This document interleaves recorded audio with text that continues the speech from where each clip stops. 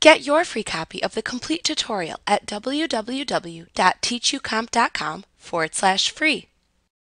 Creating and entering a bill is useful and simple with QuickBooks Online Plus. You can easily create bills for the things your company pays out, for example, your monthly utilities. To start creating a bill, click the Create icon and, under the vendor's heading, click the Bill link. This will open a bill menu that will allow you to enter the information for the bill. The first option is to choose a vendor. This is a drop-down box that contains your list of vendors as well as an Add New option. Selecting the Add New option will open a small menu where you can enter just a name for the vendor. Alternatively, click the Details link in this drop-down menu to open the full Vendors Information menu that will allow you to add a new vendor.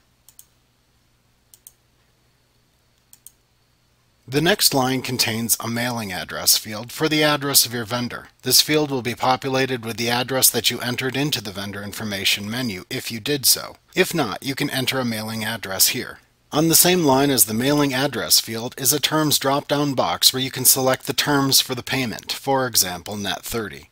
If no terms have been set up, you can click the Add New link to open the Terms menu to create a new payment terms item.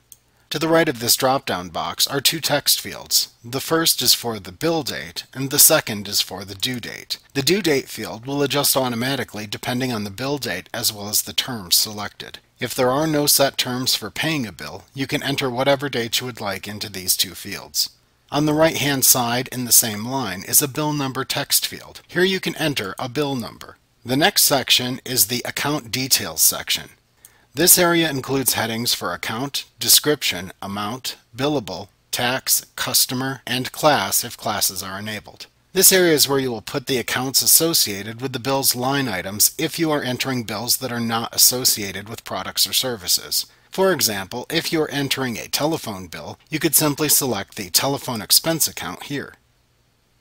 The next area in the form is the Item Details section, and this includes headings for product service, description, quantity, rate, amount, billable, tax, customer, and class if classes are enabled. This area allows you to select the products or services associated with the bill's line items if needed. This is useful if you are entering bills associated with line items. For example, if you're entering a bill for subcontracted services that you have created within your items list, you could select the subcontracted service here when you receive the bill from your subcontractor. Both the Account Details and the Item Details sections have trash can icons at the end of each line.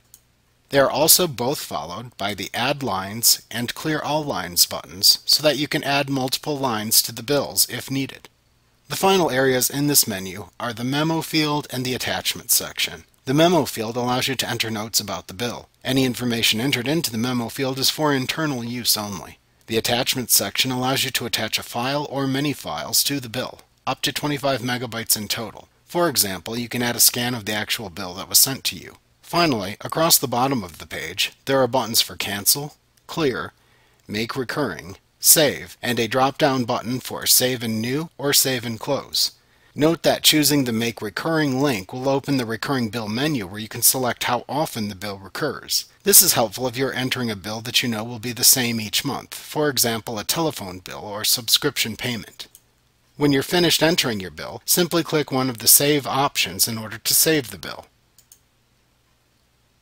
Like what you see? Pick up your free copy of the complete tutorial at www.teachucomp.com/free.